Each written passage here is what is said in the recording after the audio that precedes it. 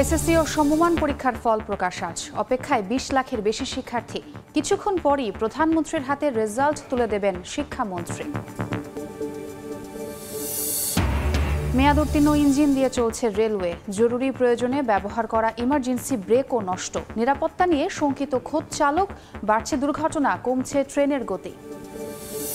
এবং হঠাৎ ঝিমিয়ে পড়ছে বাংলাদেশ ভারত নৌ বাণিজ্য। ধুবড়ি চিলমারি দিয়ে কমেছে আমদানি রফতানি। বেসরকারি ব্যবস্থাপনায় ছেড়ে দেয়াকে দুষছেন সংশ্লিষ্টরা।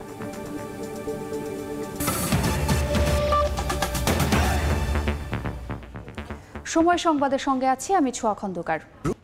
প্রকাশিত হচ্ছে চলতি বছরের এসএসসি ও সমমানের পরীক্ষার ফল। কিছুক্ষণের মধ্যেই গণভবনে প্রধানমন্ত্রী শেখ হাসিনার হাতে ফলাফল তুলে দেবেন শিক্ষামন্ত্রী। দুপুরে সচিবালয়ে গণমাধ্যমের কাছে ফলাফলের বিস্তারিত পরিসংখ্যান তুলে ধরবেন মন্ত্রীও। শিক্ষা ও প্রতিষ্ঠান বোর্ডের ওয়েবসাইট ও মোবাইল ফোনের খুদে বার্তার মাধ্যমেও জানা যাবে ফল।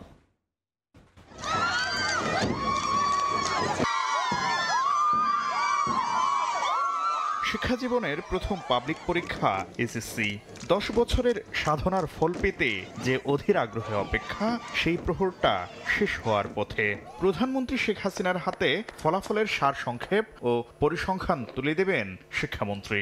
সঙ্গে থাকবেন শিক্ষা বোর্ডের চেয়ারম্যানরাও। পরে সচিবালয়ে শিক্ষা মন্ত্রণালয়ের সভাকক্ষে গণমাধ্যমের কাছে ফলাফলের বিস্তারিত পরিসংখ্যান তুলে ধরবেন শিক্ষামন্ত্রী। গত 15 ফেব্রুয়ারি শুরু হওয়া এসএসসি দাখিল ও ভোকেশনাল পরীক্ষায় মোট পরীক্ষার্থী 20,24,192 জন। এর মধ্যে এসএসসিতে 16,06,879 জন, দাখিলে 2,90,940 জন এবং এসএসসি ভোকেশনালে 1,26,373 জন। এবার সারা দেশে 29,735টি শিক্ষা প্রতিষ্ঠানের শিক্ষার্থীরা পরীক্ষায় অংশগ্রহণ করেন। সারা দেশের মোট কেন্দ্র 3,700, আর বিদেশের 8 কেন্দ্রেও অনুষ্ঠিত হয়েছে পরীক্ষা। কোভিডের পর এবারই প্রথম পূর্ণাঙ্গ সিলেবাস, পূর্ণ নম্বর ও পূর্ণ সময়ে পরীক্ষা অনুষ্ঠিত হয়েছে। নিয়ম অনুযায়ী এবারও পরীক্ষা শেষ হওয়ার 60 দিনের মধ্যেই ফলাফল প্রকাশিত হচ্ছে। শিক্ষার্থীরা শিক্ষা বোর্ডগুলোর ওয়েবসাইট ও এসএমএস এর মাধ্যমে ফল জানতে পারবেন। ওয়েবসাইটে রোল নম্বর, রেজিস্ট্রেশন নম্বর, পরীক্ষার নাম, বছর ও শিক্ষা বোর্ড সিলেক্ট করে সাবমিট বাটনে ক্লিক করলেই জানা যাবে ফলাফল। এছাড়া মোবাইল ফোনে এসএমএস এর মাধ্যমেও জানা যাবে ফল। শাকির আহমেদ, সময় সংবাদ, ঢাকা। এই মুহূর্তে রাজধানীর ভিকারুননিসা নূন স্কুল অ্যান্ড কলেজে আছেন রিপোর্টার শাকির আহমেদ। সরাসরি যাচ্ছি তার কাছে। 2024 সালের এসএসসি ও সমমানের পরীক্ষার ফল পাওয়ার জন্য, অর্থাৎ সেই ফলাফলটি সংগ্রহ করার জন্য শিক্ষার্থীরা কিন্তু অধীর আগ্রহে অপেক্ষা করছেন এবং প্রধানমন্ত্রী শেখ হাসিনার কাছে 10টার কিছুক্ষণ পরেই যে ফলাফল হস্তান্তর করা হবে সেটির পরপরই কিন্তু বোর্ডের ওয়েবসাইট, পাশাপাশি খুদে বার্তা অর্থাৎ এসএমএস এর মাধ্যমে কিন্তু শিক্ষার্থীরা সেই ফলটি জানতে পারবেন। আমরা দেখতে পেয়েছি শিক্ষা প্রতিষ্ঠানগুলোতে যারা পরীক্ষার্থী আছেন তারা কিন্তু ইতোমধ্যেই তাদের যে ফলাফল সেটি সংগ্রহ করার জন্য, জানার জন্য এসেছেন এবং তারা তাদের যে কাঙ্ক্ষিত ফল সেটির জন্য অধীর আগ্রহে অপেক্ষা করছেন এবং তাদের যে প্রায় 2 মাসের যে অপেক্ষা পরীক্ষা পরবর্তী সময়ে সেটির আজকে অবসান হবে। আমরা যতটুকু জানতে পেরেছি যে এই প্রধানমন্ত্রীর কাছে ফলাফলটি যখন হস্তান্তর করা হবে তার পরবর্তীতে কিন্তু ফলাফলের বিস্তারিত পরিসংখ্যান, অর্থাৎ পাশের হার কি, কোন বোর্ড এগিয়ে, অর্থাৎ জিপিএ 5 প্রাপ্তির দিক দিয়ে আসলে ছেলেরা নাকি মেয়েরা এগিয়ে, এইসব নানা যে পরিসংখ্যানগুলো রয়েছে সেই পরিসংখ্যানগুলো কিন্তু গণমাধ্যমের কাছে তুলে ধরবেন শিক্ষামন্ত্রী দুপুরে তার প্রেস ব্রিফিংয়ের মাধ্যমে। আরেকটি বিষয় জানাতে চাই, এবার কিন্তু 20 লাখ পরীক্ষার্থী 11টি শিক্ষা বোর্ডের অধীনে এসএসসি ও সমমানের, অর্থাৎ দাখিল, ভোকেশনাল সহ যে নানা পরীক্ষাগুলো রয়েছে সেগুলোতে অংশগ্রহণ করেছে। আমরা জানি যে শুধু দেশে নয়, দেশের বাইরেও কিন্তু 8টি কেন্দ্রে এবারের এই এসএসসি পরীক্ষা অনুষ্ঠিত হয়েছে এবং বোর্ডের যে প্রতি বছরের যে প্রতিশ্রুতি, অর্থাৎ শিক্ষা মন্ত্রণালয়ের যে প্রতিশ্রুতি যে 60 দিনের মধ্যে, অর্থাৎ পরীক্ষা শেষ হওয়ার 60 দিনের মধ্যে ফলাফল প্রকাশ করা হবে, ঠিক একই প্রক্রিয়া কিন্তু এবার 60 দিনের মধ্যেই সেই ফলাফল সেটি প্রকাশ করা হচ্ছে। অর্থাৎ 12 মার্চ যে পরীক্ষা যেটি শেষ হয়েছে সেই পরীক্ষার ফলাফল কিন্তু ইতোমধ্যেই প্রকাশিত হচ্ছে। পাশাপাশি শিক্ষার্থীরা কিন্তু তাদের যে নিজ নিজ শিক্ষা প্রতিষ্ঠান রয়েছে সেই শিক্ষা প্রতিষ্ঠান থেকে জানতে পারবে, বোর্ডের ওয়েবসাইট থেকে জানতে পারবে এবং এসএমএস বা খুদে বার্তার মাধ্যমেও কিন্তু ফলাফল সেটি জানার সুযোগ রয়েছে। আর তারপরেও কিন্তু আমরা দেখতে পেয়েছি শিক্ষার্থীরা তাদের যে প্রাণের প্রাঙ্গণ, অর্থাৎ যে শিক্ষা প্রতিষ্ঠান সেটিতে এসে তারা তারা জড়ো হচ্ছেন দীর্ঘদিন পর, অর্থাৎ প্রায় 2 মাস পর কিন্তু তারা তাদের সহপাঠী যাদের সঙ্গে পড়াশোনা করেছেন তাদের সঙ্গে একসাথে কিন্তু তারা অধীর আগ্রহ অপেক্ষা করছেন। এবং শুধু শিক্ষার্থী নয়, আমরা দেখতে পেয়েছি যে শিক্ষার্থীদের সঙ্গে তাদের অভিভাবকরা, শিক্ষকরাও কিন্তু এই ফলাফল সেটির জন্য অধীর আগ্রহ অপেক্ষা করছেন। শুধু ঢাকা নয়, ঢাকার বাইরেও কিন্তু শিক্ষার্থীরা ঠিক একইভাবে অপেক্ষা করছেন এই ফলাফলটির জন্য। প্রধানমন্ত্রীর কাছে হস্তান্তরের পরবর্তীতে কিন্তু বোর্ডের ওয়েবসাইট পাশাপাশি SMS এর মাধ্যমে এই ফলাফলটি শিক্ষার্থী সহ সংশ্লিষ্ট সবার জন্য উন্মুক্ত করা হবে। এই ছিল রাজধানীর Viqarunnisa Noon school and college থেকে SSC 2024-এর ফলাফলের সর্বশেষ খবরাখবর। স্বাধীনতার সময় বাংলাদেশের রেলবহরে ইঞ্জিন ছিল 486টি, যা এখন কমে দাঁড়িয়েছে 263-তে, যার 70%ই মেয়াদ উত্তীর্ণ। এমনকি মেরামতের জন্য এসব লোকোমোটিভের যন্ত্রাংশও পাওয়া যায় না। এতে প্রতি বছর বাড়ছে দুর্ঘটনা, কমছে ট্রেনের গতি। বিশেষজ্ঞরা বলছেন, এখনই নতুন ইঞ্জিন কেনা না হলে হুমকির মুখে পড়বে রেল ব্যবস্থা। এসব স্বীকার করে রেল বলছে সংকট কাটাতে উদ্যোগ নেওয়া হয়েছে। নাজমুস সালেহের রিপোর্ট। প্রতিদিন হাজার হাজার যাত্রী নিয়ে ঢাকা দেওয়ানগঞ্জ রুটে চলাচল করে ভাওয়াল এক্সপ্রেস। যাত্রীদের গন্তব্যে পৌঁছে দিতে ট্রেনটিতে ব্যবহার করা হয় 2300 সিরিজের 14 নম্বর ইঞ্জিন। কানাডা থেকে 1968 সালে কেনা হয় ইঞ্জিনটি, যার মেয়াদ পেরিয়ে গেছে 30-35 বছর আগেই। ইঞ্জিনের ভেতরের অবস্থা খুবই করুণ। কোনো ইলেকট্রিক ডিভাইসই এখন আর কাজ করে না। চালকের 3টি হ্যান্ড ব্রেকের 2টি বিকল, ইঞ্জিনের সেফটি ডিভাইস, ডেডম্যান ফুট প্যাডেলের 2টি বিকল। দুর্ঘটনার সময় ব্যবহার করা এমার্জেন্সি ব্রেকই নাই মেয়াদ উত্তীর্ণ ইঞ্জিনটিতে। আমার পাশে অটোমেটিক নাই, এখন তো যদি এলএম সাহেব কন্ট্রোল না করতে তো আমি ব্রেক নাই, আমি তো কিছুই করতে পারবো না। কমলাপুরে দেখা যায় ঢাকা নারায়ণগঞ্জ রুটে চলাচলকারী 2500 সিরিজের ইঞ্জিন দিয়ে চলছে শান্টিং এর কাজ। এই ইঞ্জিনটির ব্রেক চাকার সঙ্গে বেঁধে রাখা হয়েছে বেড়া বাঁধার সাধারণ জিআই তার দিয়ে। এই যে নষ্ট, আপনারা লিখিত দিয়ে জানান নাই, কোনো কাম হয় না। কমলাপুর ওয়ার্কশপের কর্মীরা বলছেন, দেশের 70% ইঞ্জিনের মেয়াদ পেরিয়ে গেছে বহুকাল আগেই। এমনকি পুরানো ইঞ্জিন মেরামতের যন্ত্রাংশও এখন আর পাওয়া যায় না। পাকিস্তান আমলে ইঞ্জিনিয়ার আছে, আমরা তো এই রিভাইভের ভর্তি। কিছু গাড়ি আছে, এগুলো এখনো চলতেছে। যোগাযোগ বিশেষজ্ঞরা বলছেন, দ্রুত সংকট সমাধানে উদ্যোগ না নিলে হুমকির মুখে পড়বে রেল। ইঞ্জিনগুলি যদি আমরা অতি দ্রুত কেনার ব্যবস্থা না করি, আসলে আমাদের রেল পুরো ব্যবস্থাপনায় আমি মনে করি একটা খাতের কিনারায় চলে যাবে। তবে রেল কর্তৃপক্ষ বলছে, এই ব্যাপারে নেওয়া হয়েছে উদ্যোগ। মিটার গেজে 50টা লোকোমোটিভ সেটি আসবে 2030-এর মধ্যে। এটা মোটামুটিভাবে সব সংকটই কেটে যাবে। আর ইঞ্জিন সংকটের কারণে প্রতিনিয়ত শিডিউল বিপর্যয়ের বিপাকে পড়ছেন যাত্রীরা। গত এক যুগে রেলের উন্নয়নে খরচ হয়েছে 1.5 লাখ কোটি টাকা, অথচ এখনো রেলের যাত্রী পরিবহন চলছে 70% মেয়াদ উত্তীর্ণ ইঞ্জিন দিয়েই। এর কারণে প্রতি বছর কমছে ট্রেনের গতি, বাড়ছে দুর্ঘটনা। নাজমুস সালেহী, সময় সংবাদ, ঢাকা। নানা জটিলতায় ধুঁকছে ভারত বাংলাদেশের ধুবড়ি চিলমারি আন্তর্জাতিক নদী বাণিজ্য।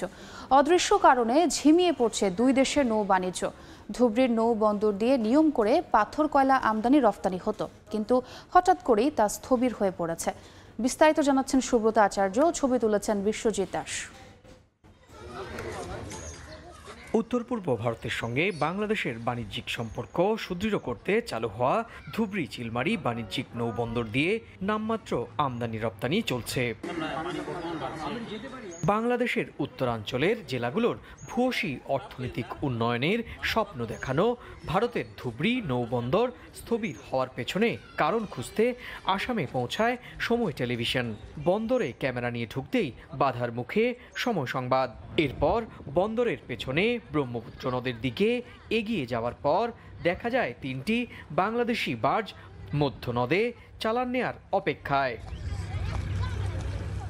স্থানীয়রা বলছেন, আগে বন্দরে যথেষ্ট ব্যস্ততা থাকলেও বেসরকারি ব্যবস্থাপনায় ছেড়ে দেওয়ার পর গুরুত্ব কমেছে। চলমান ডলার সংকট, ভারতীয় জাহাজ মালিকদের অসহযোগিতার মতো নানা কারণে কমে গেছে আমদানি রপ্তানি। এই বছর আমাদের অনেক লসে আছি এক্সপোর্টাররা, কারণ ইম্পোর্টারদের ডলার নেই, যার জন্য আমরা কিছু মাল পাঠিয়েছি, এখনো আমাদের পেমেন্ট ঠিক হচ্ছে না। ইনিশিয়াল স্টেজে আমাদের এখন ব্যবসা বাণিজ্য স্টার্ট হয়েছে, সেই বাণিজ্যটাকে যদি আমরা বেড়াতে যাই বা আরো একটা পিক পজিশনে নিতে চাই, তো রাজনৈতিক সাপোর্ট মাস্ট বি লাগবে। দিন মোটামুটি 10 থেকে 15টা করে এখান থেকে জাহাজ লোড হয়ে চিলমারি হয়ে বাংলাদেশ পৌঁছতো।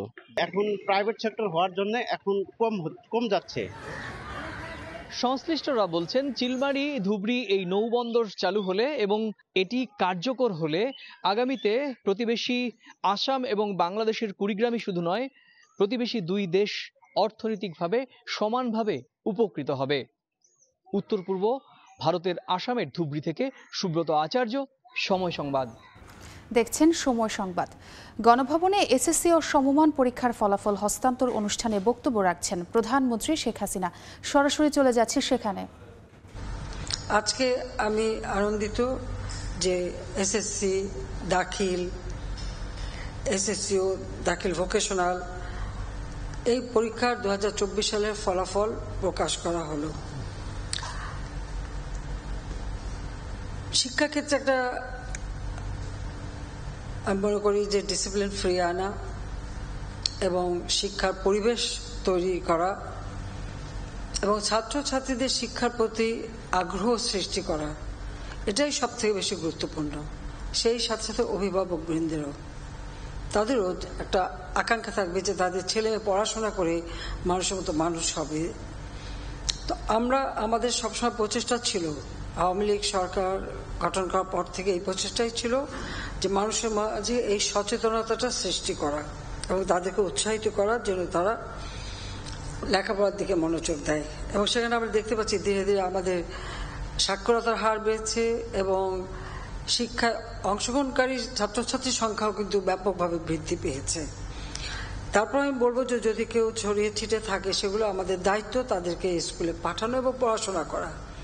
শুধুমাত্র যে সাদাসিধা MA BA পাস করবে তা নয়, সাথে সাথে কারিগরি শিক্ষা, বিজ্ঞান প্রযুক্তি, তথ্য প্রযুক্তি, অর্থাৎ সার্বিকভাবে একটা শিক্ষিত হবার যা যা দরকার সেইগুলি বা বিশ্ব পরিমণ্ডলে প্রতিযোগিতার সাথে টিকে থাকার উপযোগী শিক্ষা ব্যবস্থায় আমরা প্রবর্তন করতে চাই। স্বাধীনতার পরপর জাতির পিতা বঙ্গবন্ধু শেখ মুজিব, ডক্টর কুদরতে খোদা যিনি আমাদের বিশিষ্ট বৈজ্ঞানিক, তার নেতৃত্বেই শিক্ষা কমিশন গঠন করে দিয়েছিলেন যে স্বাধীন বাংলাদেশের উপযোগী একটি শিক্ষা নীতিমালা প্রণয়ন করা, এবং তিনি সেটা করেছিলেনও, হস্তান্তরও করেছিলেন, কিন্তু সেটা সম্পন্ন করে যেতে পারেননি। কারণ তারপরই জাতির পিতা বঙ্গবন্ধু শেখ মুজিবকে হত্যা করা হলো এবং সেই নীতিমালা আর কখনো আলোর মুখ দেখেনি।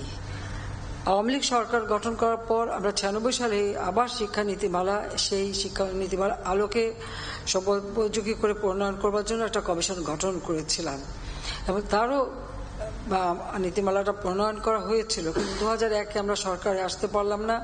আবার সেই শিক্ষা নীতিমালা বলতে গেলে এটা আবার ডিপ ফ্রিজে চলে গেল, এরপরে আর কোনো উদ্যোগ ছিল না।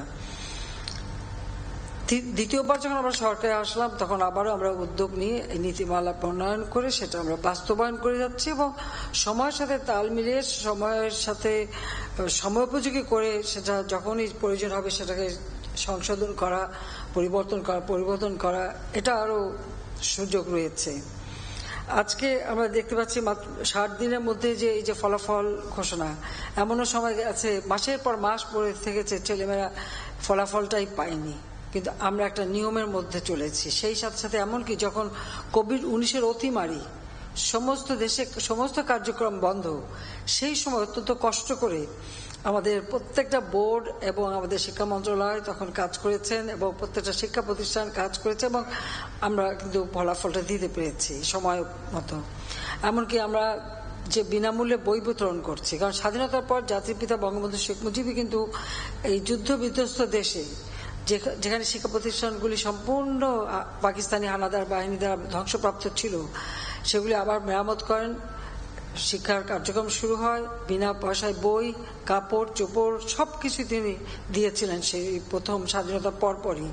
যদিও শূন্য হাতে যাত্রা শুরু করেছিলেন, কিন্তু তিনি কিন্তু তখন থেকেই শিক্ষাকে গুরুত্ব দেন এবং প্রাথমিক শিক্ষা সমস্ত প্রাথমিক বিদ্যালয়গুলিকে জাতীয়করণ করেন, শিক্ষকদের জাতীয়করণ করে শিক্ষকদের সরকারি চাকরি মর্যাদা দিয়েছিলেন। সরাসরি যুক্ত ছিলাম গণভবনে। এই ছিল সময় সংবাদে। এরপর এই সময়ের বাণিজ্য নিয়ে ফিরছি কিছুক্ষণ পর, সঙ্গেই থাকুন সময়ের।